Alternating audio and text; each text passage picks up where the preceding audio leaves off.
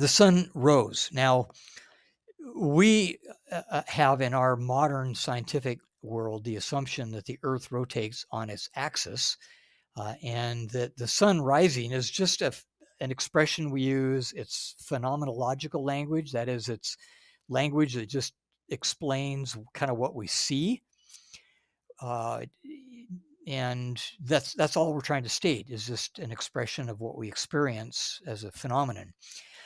And uh, the problem with that is that for the ancient people, a a solar, a heliocentric, a sun-centered solar system was not assumed. They assumed an Earth-centered universe, and it really wasn't until about 300 BC by a Greek philosopher who suggested that the Earth was round. And well, that was a little before him. It suggested that the sun was the center of the solar system, but that didn't even catch on until Copernicus uh, managed to prove it mathematically into the early, into the Renaissance period. So the whole pre-scientific world, thought that the sun revolved around a fixed Earth. So when the ancient Israelites read the text, the sun rose, one assumption that they could implicate or bring into the communication event is the idea that the sun is an object, or if you're a pagan, an agent, a god that's actually in motion, moving, relative to the earth. Well, there are other assumptions that are true about the sun, that when it rises, it's morning time. There's also the assumption that if you're out in the sun exposed and it's hot, that it can do damage to you. You can get burned. It can do heat stroke. Well, depending on the context, Genesis 19, Genesis 32, the comment that when the sun rose, that is just a temporal marker in the narrative. So the phrase, the sun rose, serves as a chronological marker in the narrative.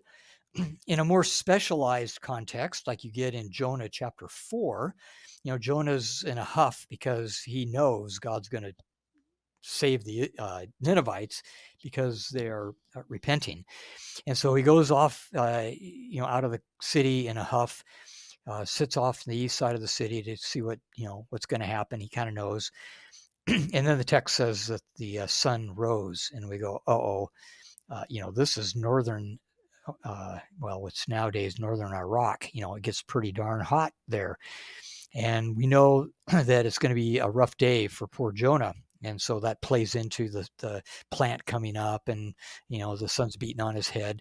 And so a different context implicates this assumption about exposure harming, but nothing about the sun revolving around the earth or the earth rotating.